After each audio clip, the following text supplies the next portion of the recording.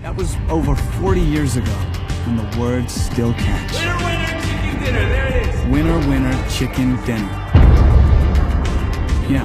Winner, winner, chicken dinner merupakan sebuah kalimat kiasan yang berasal dari Amerika Latin puluhan abad lalu. Di masa itu, kondisi perekonomian yang sangat mencekik sehingga satu porsi ayam pun jadi hal yang sangat mewah. Kemudian banyak yang mencari peruntungan dengan bermain judi. Dan kalimat winner, winner, chicken dinner pun lalu akhirnya diteriakan bagi orang yang berhasil memenangkan taruhan judi yang seharga makan malam ayam. Kali ini guys akan mengisahkan tentang cerita sekelompok mahasiswa dari universitas ternama MIT yang berusaha membuat kasino bangkrut. Kelompok mereka ini mempunyai rumus matematika untuk membuat kemenangan mutlak di setiap permainan blackjack. Seperti biasanya guys, pasang dulu headsetnya, jauhi keramaian, dengarkan baik-baik, dan ini dia cerita 21 Blackjack 2008. Blackjack. Film ini dimulai dengan menampilkan seorang bernama Ben yang mengajukan dirinya untuk mendapatkan beasiswa kuliah gratis di Harvard. Di pertemuan dengan Profesor Philip itu, Ben mengungkapkan kalau dirinya mempunyai penelitian tentang robot dan juga punya nilai bagus dari ujian masuk kedokteran, serta ia juga pernah menjadi ketua dari juara matematika se-Amerika. Sayangnya, beasiswa tersebut hanya diberikan untuk satu orang saja, dan saat ini yang ingin mendapatkan beasiswa itu ada 76 orang. Dengan kata lain, si penerima beasiswa tersebut bukan dilihat dari pintar dan cerdas saja, tapi siapakah yang paling spesial. Dari sanalah, Ben pun mulai menceritakan tentang pengalaman hidupnya.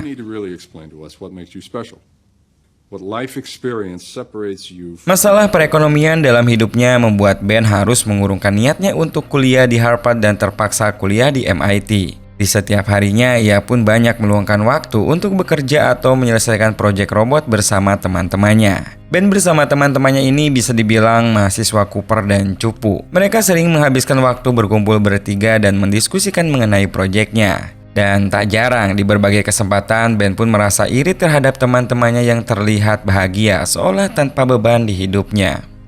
Hari-hari selanjutnya Ben pun lalui seperti mahasiswa MIT lainnya. Karena Ben ini tergolong mahasiswa yang pintar, tak jarang di setiap kelasnya ia menjadi perhatian para dosennya. Termasuk Mikey yang saat itu mengajar dan merasa terpukau dengan kepintaran Ben yang dapat menjawab pertanyaannya. Suatu saat ketika Ben lagi asik mengerjakan tugas, tiba-tiba didatangi oleh seorang mahasiswa dan mengajaknya ke sebuah ruangan. Di sana Ben pun kemudian bertemu dengan beberapa mahasiswa lain. Mereka adalah Fisher, Choi, Kiana, dan juga Jill. Bahkan Ben pun bertemu dengan dosennya yaitu Mikey.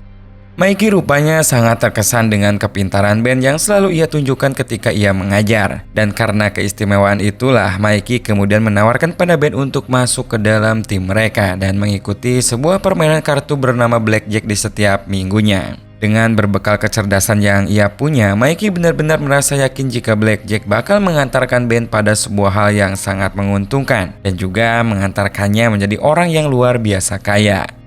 Namun karena Ben saat itu masih bingung maksud dan kejelasan mereka ini apa, ia pun akhirnya menolak dengan alasan kalau di setiap minggu ia sibuk mengerjakan proyek bersama teman-temannya. Di suatu kesempatan saat Ben sedang bekerja, tiba-tiba Jill muncul untuk membeli dasi. Ben tentu saja sangat grogi karena rupanya ia menyukai Jill. Namun untungnya ia bisa menenangkan diri dan mulai melayani Jill secara semestinya. Dalam perbincangan mereka itulah Jill pun akhirnya menjelaskan mengenai maksud sebenarnya ia datang ke sana, yang ternyata tujuannya adalah untuk menyarankan agar Ben ikut bersamanya ke Las Vegas. Dan sebelum ia pulang, Jill pun kembali meyakinkan jika Ben sampai ke Vegas maka ia akan menjadi apapun yang dia inginkan. Singkat cerita, di dalam ruangan Mikey sedang memberi pengarahan seputar permainan blackjack pada beberapa mahasiswa yang ada di sana. Sayangnya dari semua yang ada saat itu tidak ada seorang pun yang mampu menjawab pertanyaan. Sampai pada akhirnya satu suara menjawab dengan sangat tepat. +13. Ternyata itu adalah Ben yang akhirnya memutuskan ikut gabung bersama mereka. Yes. Pull up a chair. Sejak hari bergabungnya itu, Ben pun mulai memperdalam seputar permainan blackjack bersama rekan satu timnya. Dari saat istirahat, saat di kelas, Ben pun tak pernah lepas mempelajari dan menghafal setiap kartu. Dan untuk memudahkan permainan bersama timnya ini, ia juga turut menghafal beberapa angka yang diungkapkan dengan kata. Dan beberapa hari kemudian, ia pun bisa cepat menghafal dan memahami permainan yang akan mereka lakukan nantinya. Di suatu kesempatan, Ben pun kembali mengutarakan pada Mikey mengenai alasannya kenapa mau ikut. Semua itu bukan lain karena dirinya yang memang kesulitan biaya untuk melanjutkan kuliahnya ke kedokteran Harvard. Setelah ia yakin mendapat uang sebanyak $300.000, ia pun akan berhenti dari permainan itu. Dan Mikey pun menjawab kalau dirinya mengerti apa yang Ben inginkan. Serta Ben pun tak usah takut karena menghitung kartu sangat aman dan bukan tindakan ilegal.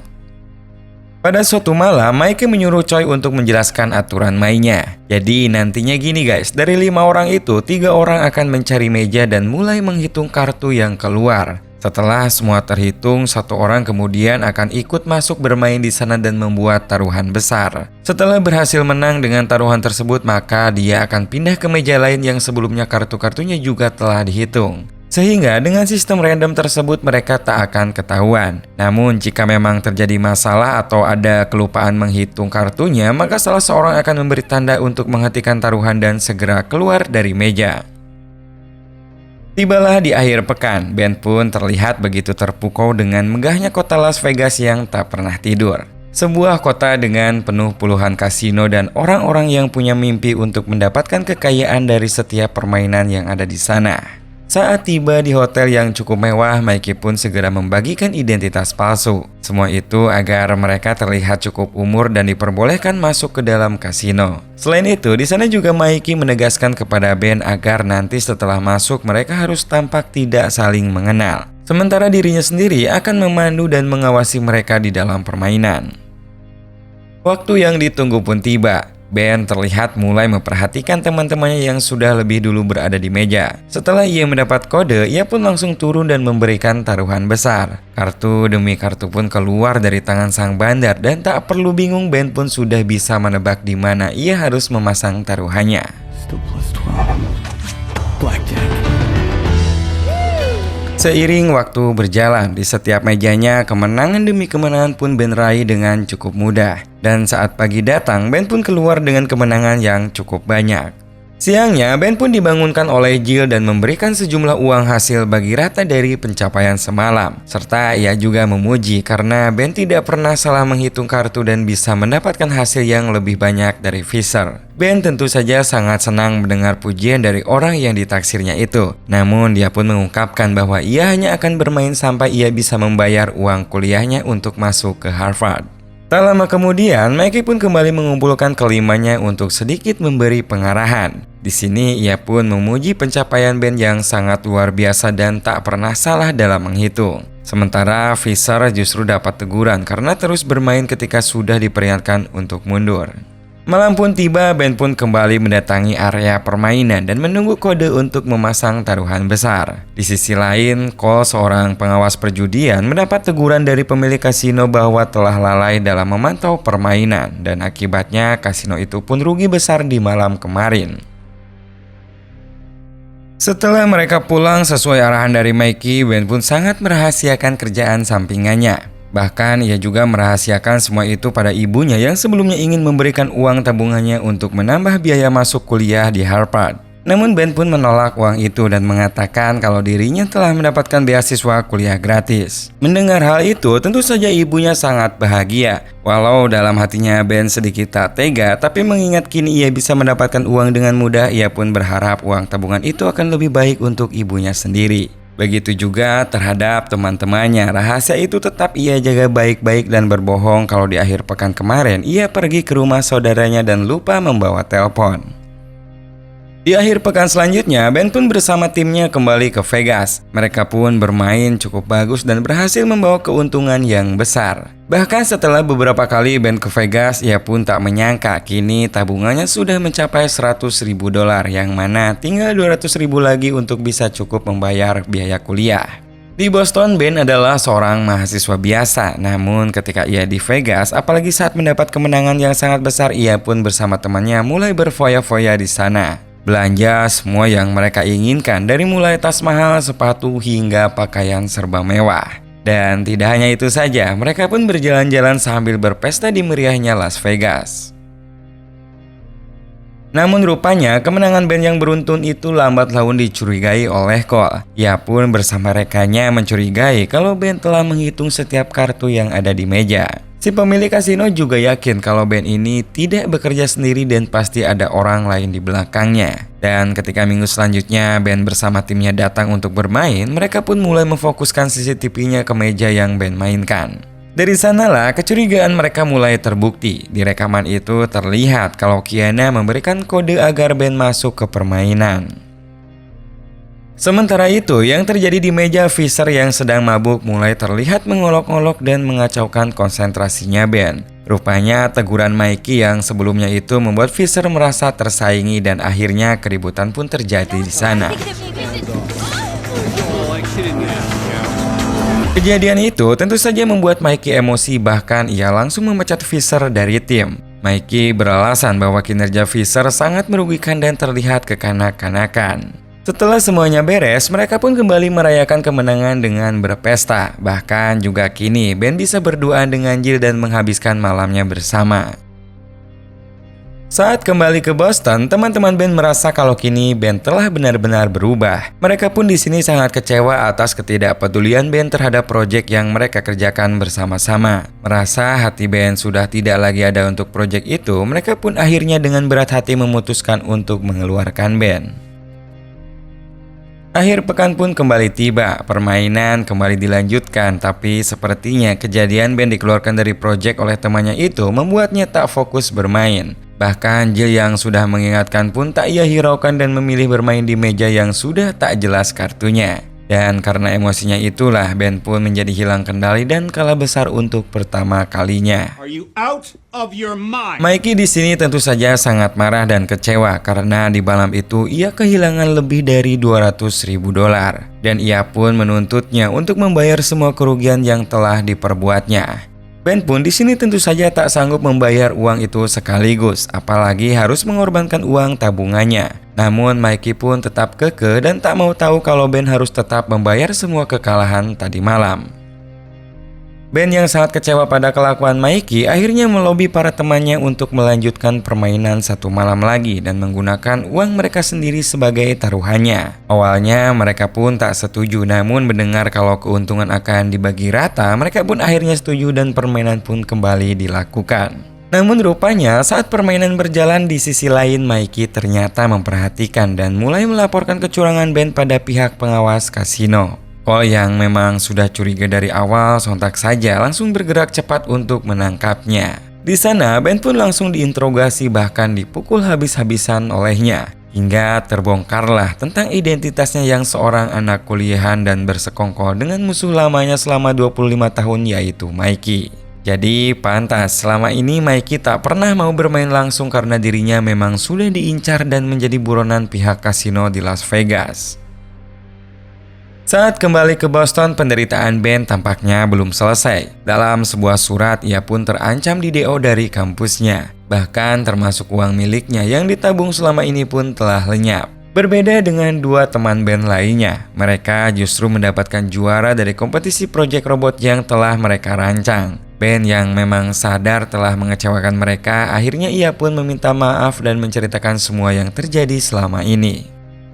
Beberapa hari kemudian, karena tak mau kehilangan segalanya, band pun kembali menemui Mickey untuk meminta maaf dan mengungkapkan keinginannya untuk kembali ke Vegas. Mickey yang juga memang membutuhkan uang untuk masa pensiunnya, akhirnya bekerja sama kembali dengan band asal dengan syarat bahwa band bakalan mampu menciptakan permainan dengan keuntungan yang sangat besar. Band pun di sini yakin bisa untung banyak di permainan terakhir ini, asalkan Mikey ikut bermain untuk menggantikan Fisher supaya kemenangan demi kemenangan bisa mereka raih dengan cepat. Singkat cerita, sampailah mereka di Vegas. Mereka pun mulai bermain sesuai dengan strategi yang telah mereka rencanakan sebelumnya. Dengan taruhan yang besar, rencana untuk meraup keuntungan sebanyak-banyaknya ternyata berjalan mulus. Kemenangan demi kemenangan pun berhasil mereka raih. Bahkan Mikey juga turut bermain dan membuat sang bandar kewalahan. Namun saat mereka terlalu asik dengan kemenangannya, tiba-tiba di sisi lain Cole bersama anak buahnya datang. Maka terjadilah kejar-kejaran di sana. Dengan sekuat tenaga, mereka pun masing-masing mulai berlari menyelamatkan diri. Dalam keadaan hampir terpojok, Mikey menyarankan untuk berpencar dan meminta pada band untuk menyerahkan chip yang telah mereka dapatkan. Serta yang terakhir ia pun berencana menunggu mereka di tempat yang telah dijanjikan awal. Padahal yang sebenarnya ia merencanakan sebuah hal licik untuk langsung menuju ke airport dan meninggalkan Ben dan kawan-kawan sebagai umpan untuk ditangkap. Tapi sayang sekali guys, ia keliru saat menyadari chip yang dibawanya justru hanyalah sekumpulan coklat. Dan di taksi tersebut ternyata adalah pengawas kasino. Who the hell are you? Ternyata ini semua sudah direncanakan dan semua ini berawal saat Ben diinterogasi oleh Cole. Di sana, Cole menawarkan kesepakatan pada Ben untuk membawa Mikey ke Vegas dengan balasan semua masalah Ben akan selesai. Nah, perihal chip yang kenapa jadi coklat tadi, ternyata Ben memanipulasi hal tersebut dengan Jill. Di mana saat dalam kejaran anak buah Cole, mereka menukarnya dengan kantong coklat yang sebelumnya telah mereka siapkan. They don't have pensions in my line of work.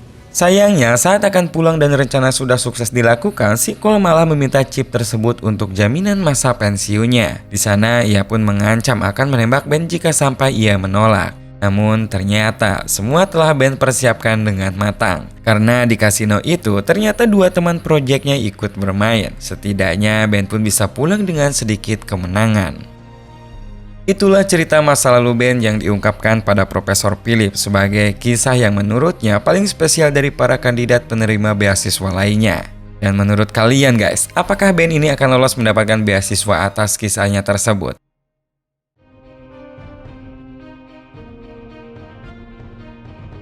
Hikmah yang bisa kita ambil untuk film ini adalah berusahalah supaya tetap rendah hati walau ternyata kita memiliki kelebihan di atas orang lain. Jangan sampai mudah termanipulasi apalagi sampai terlibat suatu masalah tanpa kita tidak bisa memanfaatkan kelebihan yang telah kita miliki tersebut. Ingat guys, orang pintar sebenarnya tidak merasa bahwa dirinya pintar. Seperti ilmu padi, semakin tua semakin merunduk.